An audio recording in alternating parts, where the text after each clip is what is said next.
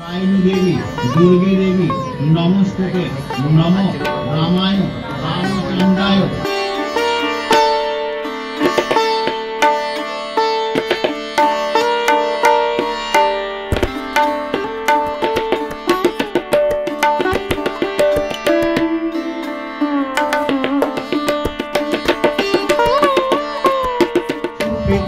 সুরনায়িকে কুলব্রত করে দেবী।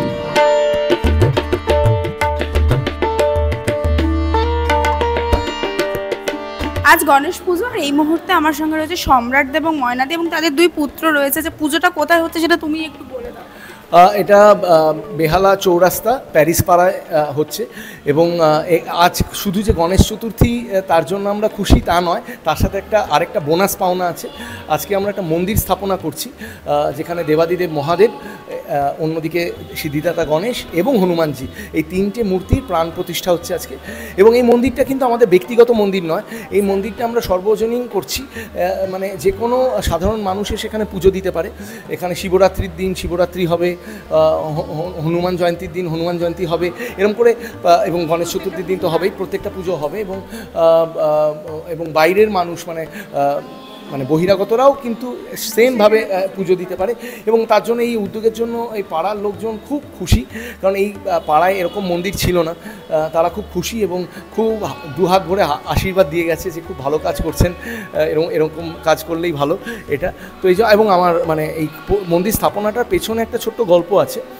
আমি যে খুব আধ্যাত্মিক তা নই, কিন্তু আমি প্রত্যেক বছর, তোমরা ভালো করে জানো যে বেসরকারি চ্যানেলগুলোতে আমি মহালয়া করি, এবং মহালয়াতে নয় শিব নয় অসুর, যে কোনো একটা হই। এবং আমি জানি না কজন অভিনেতা একই সাথে শিব আর অসুর হয়েছে, এটা আমার জানা নেই। মানে ভারতবর্ষের কটা অভিনেতা দুটো ভূমিকাতেই পাঠ করেছে, কিন্তু আমি বিগত 10 বছর ধরে নয় শিব নয় অসুর হই। তো এই বছর না, সরি 2022-এ যখন আমি শিব হয়েছিলাম, সেই সময় আমি হঠাৎ করে যখন আয়নার সামনে পুরো শিব সেজে দাঁড়াই, তখন হঠাৎ করে আমার কোথাও একটা কোনো ফোর্স কাজ করলো। আমার মনে হলো যেন কেউ একটা আমাকে বলছে যে আমার মন্দির স্থাপনা কর। এবার এটা কি, আমি তো ঠিক আধ্যাত্মিক নই, খুব যে পুজো আর্চা করি তা নয়, মানে সারাদিন যে পুজো আর্চা নিয়ে ব্যস্ত তা নয়, কিন্তু আমার এরকম একটা মনে হলো।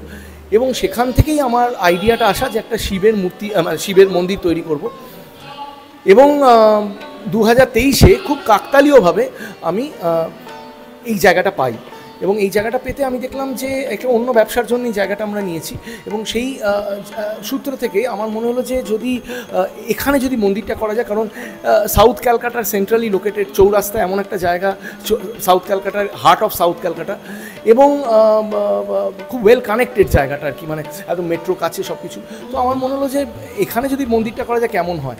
এই 2023-এর স্বপ্ন, 2022-এর স্বপ্ন 2023-এ গিয়ে সত্যি হলো। কিন্তু 2024-এ আমার বাবা মারা যান, যার জন্য আমার অশৌচ হয়ে যায়। তো সেই অশৌচ থাকাকালীন আমি মন্দিরটা স্থাপনা করতে পারিনি। এই অশৌচ কাটলো এই গত মে মাসে। তো তারপরেই আর কি আমরা ডিসিশন নিলাম যে এবারে মন্দিরটা স্থাপনা আমরা করব বা প্রাণ প্রতিষ্ঠা করব।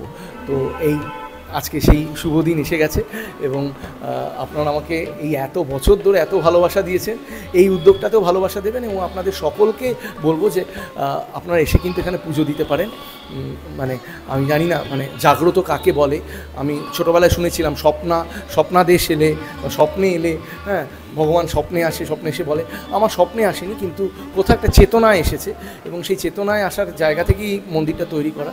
তো আপনাদের যাদের ইচ্ছা হবে যে কোনো দিন আসতে পারেন, এখানে রোজ নিত্য পুজো হবে। তো যে কোনো দিন আসতে পারেন, এসে পুজো দিয়ে যেতে পারেন। অ্যাড্রেস বা কোথায় আছে এটা আমরা ডেফিনেটলি লিঙ্কে দিয়ে দেবো পরে।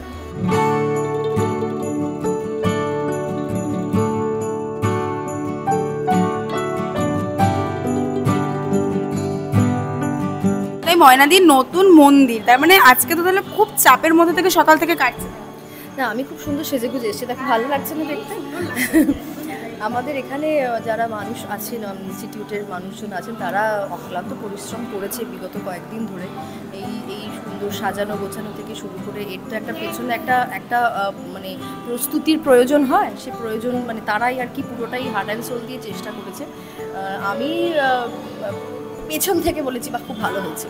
হ্যাঁ, আজকে আমি এসেছি এখানে, এবং মানে আমার কাছে একটা সারপ্রাইজ, কারণ এই যে এত বড় করে একটা মন্দির স্থাপন করা, আমাদের সাধারণত বাঙালিদের আমি খুব কম দেখেছি, অবাঙালিদের মধ্যেই চলটা যেমন রয়েছে। সাউথ ইন্ডিয়াতে প্রচুর অভিনেতারা মন্দির স্থাপন করে। মহারাষ্ট্রেতে হ্যাঁ, হয়েছে। মহারাষ্ট্রেতেও হয়েছে, কিন্তু পশ্চিম বাংলা আমি দেখিনি খুব একটা অভিনেতারা মন্দির স্থাপনা করছে। তো হতে পারে তো আমাকে দিয়ে শুরু হলো, হয়তো এরপরে হয়তো অনেক অভিনেতারা হয়তো চাইবে। যেমন আমার অভিনয় স্কুল ধরো, আমি অভিনয় স্কুল খুলেছি 1994 সালে। এখন তো দেখছি প্রত্যেক দ্বিতীয় অভিনেতাই আর কি অভিনয় স্কুল খুলছে। তো আমি পথপ্রদর্শক হয়েছি, এই ক্ষেত্রেও যদি পথপ্রদর্শক হতে পারি খারাপ নয়, এটা ভালো উদ্যোগ। না, এখানে এসে যেটা দেখতে পাচ্ছি যে আমাদের ছাত্রছাত্রী থেকে শুরু করে পাড়া প্রতিবেশী থেকে শুরু করে বন্ধু বান্ধব থেকে শুরু করে প্রত্যেকেই আমাদের সাথ দিয়েছে এবং সবাই এসেছে। একটা সমাগম তো ভালোও লাগে এবং আজকের দিনটা একটা মেমোরেবল দিন হিসেবে আমাদের কাছে থেকে যাবে আর কি, মানে বাঙালি হিসেবে। এবং আমি বলতে পারি যে আমাদের জেনারেশন বা আত্মীয় স্বজনের সম্রাটই প্রথম এটা করে দেখালো। তো এটাও আমার কাছে ভীষণ গর্বের বিষয়। আমি এবং শুধু মন্দিরটা আমাদের জন্য নয়, আপনাদের সকলের জন্য, মানুষের জন্য, সাধারণ মানুষের জন্য, যারা এখানে আসতে পারবেন, পুজো দিতে পারবেন এবং নিজের ইচ্ছে ভগবানকে মনস্কামনা পূরণ হবে আশা করছি। কারণ জাগ্রত, আমি যেটা বললো যে জাগ্রত কাকে বলে, আমি মনে করি যে এই যে তিনজন ভগবানের স্থাপন হলো, এই তিনজনই ভীষণ জাগ্রত। তার কারণ হচ্ছে মনস্কামনা যাকেই বলা হয়, না হলে আর মানুষ বলতো না যে এই তিনজন, স্পেশালি তিনজন যে এত জাগ্রত। মনের কামনা পূরণ হওয়া মানেই আমরা বিশ্বাস করি যে সেই ঠাকুর জাগ্রত। এবং আমি আজকে যদি শুধু মহাদেবের কথা বলি, হাজার হাজার কেন লাখ লাখ মানুষ আছে যারা ওনাকে বিশ্বাস করে, নিশ্চয়ই তো এর পেছনে কোনো কারণ আছে। তো এই জন্যই আমার মনে হয়, আমি যেমন হনুমানজির রিসেন্টলি ভীষণ ভক্ত হয়েছি, কারণ লাস্ট 6 মাসে আমি আমার কিছু মনের ইচ্ছে ওনাকে জানিয়েছি এবং সেটা মানে অলক্ষ্যে আর কি সেটা পূরণ হয়েছে এবং আশা রাখছি যে আমি ভবিষ্যতেও সেটা পূরণ হবে আর কি। তো এই যে তিনজন ভগবানকে আমরা স্থাপন করতে পারলাম আজকের দিনটা তো খুব ভালো দিন। আজকের দিনে সেটা আমাদের কাছে খুব একটা ভালো পাওয়ার ব্যাপার এবং সুযোগটা হয়ে গেছে যে এরই মধ্যে এবং সবাই আসতে পেরেছে। আমাদের কাছে একটা ভীষণ আনন্দের দিন, সপরিবারে আমরা এখানে এসেছি, আনন্দ করছি, মন্দির স্থাপন হচ্ছে, সব মিলে জুলে একটা বড় দিন আমাদের। একটা বেশ আনন্দের অনুষ্ঠান হচ্ছে বলা চলে এবং তার সাথে যেটা হচ্ছে বাইরে দেখলাম পুজো হচ্ছে ধুমধাম করে। ভোগে কি আছে আজকে? যজ্ঞ হচ্ছে বোধহয়। যজ্ঞটা শুরু হয়নি বোধহয় এখন, শুরু হবে এখন। ভোগে না, ভোগ বলতে আজকে যে খাওয়া দাওয়াটা করাচ্ছি আমরা, সেটা হচ্ছে যে পোলাও আছে, পনির আছে, একটা আলুর দারুণ আইটেম আছে, চাটনি। আজকে তো নিরামিষ, যেহেতু খুব বেশি কিছু মাছ মাংসর তো কোনো ব্যাপার নেই। তো এরকম মানে যেটা দই মিষ্টি, এগুলো মানে যেটা বাঙালিদের ভীষণ পছন্দের জিনিস। দুপুরবেলা এরকম একটা শরতের দুপুরবেলা এই দই মিষ্টি, পনির, আলুর দম, গোবিন্দভোগের চালের একটা পোলাও, কার না খেতে ভালো লাগে আর কি। তো এটাই আমাদের, এগুলোই আছে। এবং ময়নাদি যেটা বললো যে সমস্ত কাজটা অফিসের লোকজনই সামলেছে, তুমি পেছন থেকে হেল্প করেছো, যেটা বললে রাত্রিবেলা আজকে এই কাজগুলো হয়েছে। শুনে তো দেখো, একটা কাজ শোনা আর সেটা করার মধ্যে তো অনেক তফাৎ থাকে। মানে ওই যে এক একটা করে বলে, ওর যে মাথা থেকে আইডিয়াগুলোও বেরোয় সেগুলো অন্যরকম। পুজোর অ্যাজ আলাদা আইডিয়া নয়, কিন্তু এই যে ধরো স্থাপন করার পেছনে তো অনেক কিছু থাকে। একটা কাজ তুমি যখন শুরু করছো তার পেছনে প্রচুর কিছু থাকে, সেগুলো যখন এসে বলে ভীষণই সুন্দর, ভালো লাগে। এবং যতই হোক নিজের জিনিস যেটা তৈরি হচ্ছে সেটা তো একটা মানে ভালো লাগার ব্যাপার থাকেই। সেই কারণে ওর থেকে আমি শুনেছি প্রতিদিনই, এবং রাত ভোর জেগে এরা সবাই প্রত্যেকেই কাজ করছে। গতকালও রাত 1টা অবধি সবাই কাজ করেছে। তো সেটা তো আমাদের কাছে একটা বিরাট পাওয়া, যে আমাদের আশেপাশে এত ভালো মানুষ আমরা পেয়েছি। ওরা একটু সামলে নিয়েছে বলেই মনে হয় তুমি এত সুন্দর করে সেজে গুজে আজকে আসতে পেরেছো। ওরা একটু সামলে নেয়নি, ওরাই সামলেছে। আমি 2টো বাচ্চাকে সামলে এসেছি। সেজে গুজে এসেছে। দাদা কিছু কমপ্লিমেন্ট দিয়েছো? হ্যাঁ, দেখে বললাম যে একদম সরস্বতী প্রতিমার মতো লাগছে আর কি। হ্যাঁ, তো মানে হ্যাঁ, মানে ওর মুখটা তো চিরকালই দুর্গা ঠাকুরের মতো। আমরা বিভিন্ন ম্যাগাজিন, নামকরা ম্যাগাজিনের কাভারে ওর মুখ দেখতে পেয়েছি, দুর্গাপুজোর সময় দেখতে পেয়েছি। তো ওর মুখটা আমি আর আলাদা করে কি বলবো, ওর মুখটাই ওই প্রতিমা টাইপের মুখ আর কি। তো আজকে আরও সেজে গুজেছে সেহেতু আরও সরস্বতী ঠাকুরের মতো লাগছে আর কি। মাঝে মাঝে শাড়ি পরা তো অ্যাজ সাচ বাইরে হয় না। এই যে আমাদের সরস্বতী পুজো হয় বড় করে, এবার গণেশ চতুর্থীর দিন আমরা এই যে এই 3জন ভগবানেরই যে আমরা পুজো করব, সেই দিনগুলোতে আমি শাড়ি পরে সাজতে পারবো এরপর থেকেও আর কি। আরও আমার মানে তালিকায় আর কি আরও 3-4টে দিন বাড়লো। শাড়িও আর বেশ কিছু কেনার সুযোগও বাড়লো, যে এই দিনগুলো পরবো, নতুন শাড়ি কিনবো। এই যে এটা যেটা আর কি বললো সম্রাটদা, যে মাঝে মাঝে এই যে বললো প্রতিমার মতো দেখতে পাই, এরকম কমপ্লিমেন্ট কি মাঝে মাঝেই দেয়? হ্যাঁ, আমি যেই দিনই মানে পুজোর দিনই এরমভাবে সাজি, আর পুজোর দিনই আমি এই কমপ্লিমেন্ট পাই। অ্যাকচুয়ালি কী বলতো, আমার মুখটা মানে টিপিক্যাল সেই বাঙালিদের গোল মুখ হয় না, সেই রকম। মানে এটা আমি যদি কাউকে বলিও কখনো গিয়ে যে না আমি বাঙালি নই, কেউ বিশ্বাস করবে না।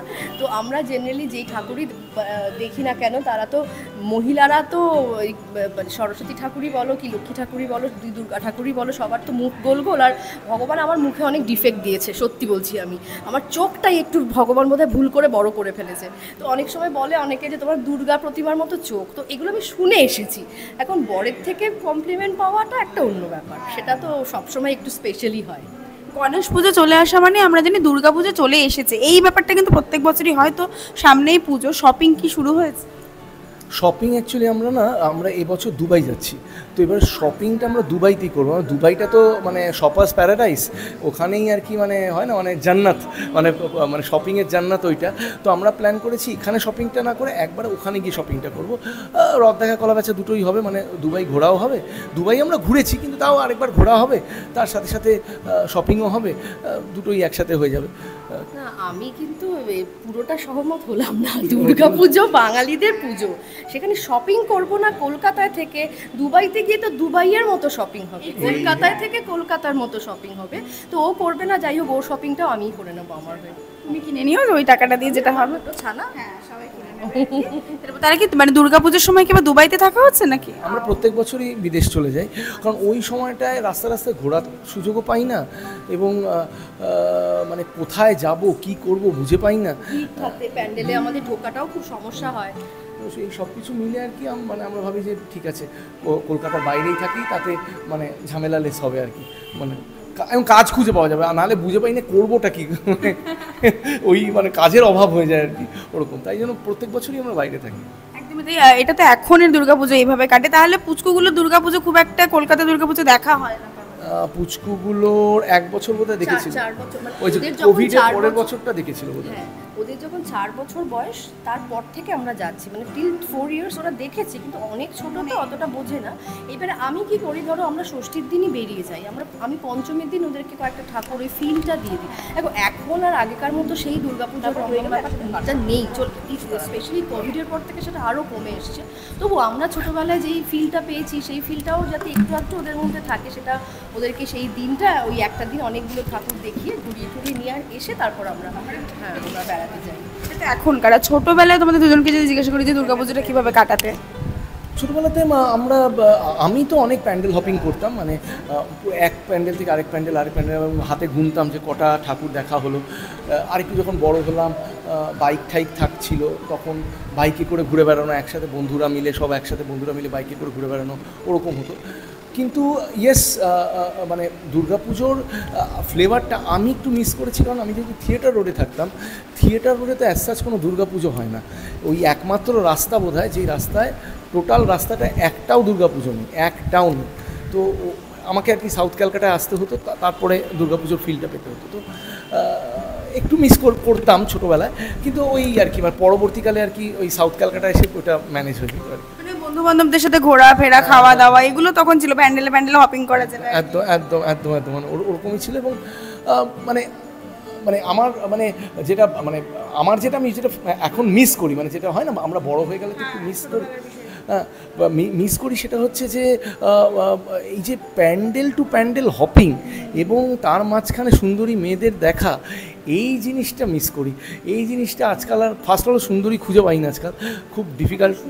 পাশে আছে আর দরকার আছে, হ্যাঁ, তো এই সুন্দরী খুঁজে পাই না, নাম্বার 1।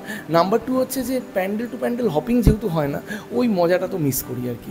এখন হয়তো কয়েকটা প্যান্ডেল উদ্বোধন করতে গেলাম, সেই সূত্রে হয়তো দেখতে পেলাম, আদারওয়াইজ ওই পুরোনোর ফ্লেভারটা মিস করি। মানে তুমি বলতে চাইছো যে তুমি সুন্দরী মেয়ে যাদেরকে দুর্গাপূজার সময় দেখতে পেতে, সেরকম সুন্দরীও তুমি এখন আর দেখতে পাও না, আর প্যান্ডেল হপিংও তোমার হয় না। না, এবার মনে হচ্ছে এটা বোধহয় উল্টো, প্যান্ডেল হপিং হয় না বলে দেখতে পাই না, এটাও হতে পারে। সুন্দরী মেয়ে হয়তো এখনো আছে, হ্যাঁ, কিন্তু মানে দেখতে পাচ্ছি না। আমি পাশে আছি না, যেটা দেখার সাহসটাও বোধহয় আর হচ্ছে না। এখন তুমি এটা বলছিলে, ময়নাদি তোমার দিকে যেভাবে একটা লুক দিল, আমি শুধু তাকিয়ে আছি ময়নাদির দিকে। না মানে আমি সবাইকেই বলবো দর্শক বন্ধুদের যে পুজো সামনে, আগাম অনেক শুভেচ্ছা শারদীয়ার, এবং ভালো করে কাটান দিনগুলো। এবং ওই 5টা দিন কোনো নয়, ডায়েটিং নয়, ডায়েট ফাইট নয়, একদম হই হুল্লোড় করে কাটান। সবাই ভালো থাকুন, সুস্থ থাকুন। একদমই তাই। আর তোমাকে যদি জিজ্ঞেস করি তোমার ছোটবেলায় পুজোটা, দাদা তো বলে দিল দাদার মতো করে, তোমার? আমি ওর মতো আমি দুষ্টু ছিলাম না। আমি প্যান্ডেলে হ্যান্ডসাম ছেলে দেখার জন্য ঘুরতাম না, কারণ আমি জানতাম তখন আমি না খুব শিবের পুজো করতাম। মানে আমি ওইটা আমার ঠিক মনের ভক্তির জন্য না, আমি ছোট ছিলাম তখন, অনেককে দেখে আমার মনে হতো যে করি। এবার ওই তো শিব 3-4 বছর শিব পুজো করেছি, তাই আমি শিব পেয়ে গেছি। আর হ্যান্ডসাম ছেলে দেখার আর প্রয়োজন আছে নেই। তা এখনো হিরো, তাই ঠিক আছে, হিরো বাড়িতেই আছে, থাক। ছোটবেলাটা আমি ওই 4 দিন আমাদের 4 রকম প্ল্যান হতো। মানে বাবা মায়ের সাথে একটা দিন আমরা বেরোতাম ভাই বোন মিলে, একটা দিন আত্মীয় স্বজনের সাথে বেরোতাম, একদিন পাড়ার বন্ধু বান্ধবদের সাথে মানে প্রতিবেশীদের সাথে কাটাতাম। এভাবে 4টে দিন প্ল্যান করা থাকতো। বাড়িতে আমাদের গানের আসর বসতো। আমার বাবা খুব ভালো গান গাইতেন, এখন উনি আর নেই, খুব ভালো গান গাইতেন। তো সেই সূত্রে আর কি বাড়িতে গানের আসরও বসতো। দশমীর দিনও ভীষণ ভালোভাবে কাটতো। একদম শেষ দিন মায়ের চলে যাবার দিন, তো সেই দিন আমরা যে সিঁদুর খেলা সেটা দেখতাম। আমি তো খেলতে পারতাম না, বাট দেখতাম, ভালো লাগতো। তো সেই দিনগুলো এখন আমরা ভীষণ মিস করি। আমি তো স্পেশালি খুবই মিস করি, কারণ এখন যেটা আগে বললাম যে পুজো সেই ফ্লেভারটা এখন আর পাওয়া যায় না। তো মানে সত্যি মানে আগেকার দিনটা ফিরে আসলে ভালোই হয়। আমার ছোটোবেলার দুর্গা পুজো আমার জীবনের খুব মেমোরেবল মোমেন্টস আছে, ভালো কেটেছে, চিরজীবনই ভালো কেটেছে। এবং বিয়ের পর যে ভালো কাটেনি আমি কিন্তু সেটা বলতে চাইছি না, হ্যাঁ ভালোই কেটেছে, দুটোই। হ্যাঁ ভালোই কাটছে, দুটো দু রকম। তখন একেবারে বাঁধন হারা, বাঁধন ছাড়া। সিটি চ্যানেলের সব দর্শকদের বলে দিই, মাঝখানে একটা যে হাওয়া গুজব উঠেছিল যে আমরা দুজন নাকি ডিভোর্স করে দিচ্ছি, এসব এগুলো কিন্তু একটা দুষ্টু ছেলের সব পরিকল্পনা। সেই দুষ্টু ছেলেটি আর কি সব রটিয়েছে। আমি কিন্তু একেবারেই এরকম কোনো স্টেটমেন্ট দিইনি বা এরকম কিচ্ছু বলিনি। হ্যাঁ, সুন্দরীরা আশেপাশে থাকে, ইচ্ছা হয়, কিন্তু বাট দেন এগেন ওই ক্লান্ত মানুষ আমি, আমার পক্ষে দ্বিতীয় ইনিংস শুরু করা আমার পক্ষে সম্ভব নয়। তাই এই প্রথম ইনিংস তো শেষে বাড়িতেই ঢুকতে হবে, at the end of the day কোথায় আর যাবে। তুমি তাই, তোমরাও পুজোতে খুব মজা করে কাটিও, এটাই বলার। Thank you so much, thank you. কায়নী দেবী, দুর্গে দেবী, নমস্তুতে, নমো রামায় রামচন্দ্রায়।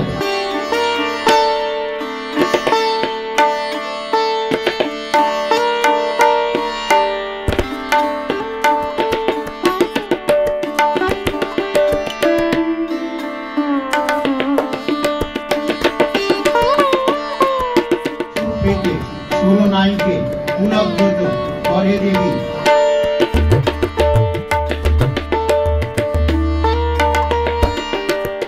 টলিউডের latest update, gossip and entertainment পেতে সাবস্ক্রাইব করুন শুধুমাত্র সিটি সিনেমা, আর ফলো করুন সিটি সিনেমার Instagram, Facebook, Twitter and ShareChat page.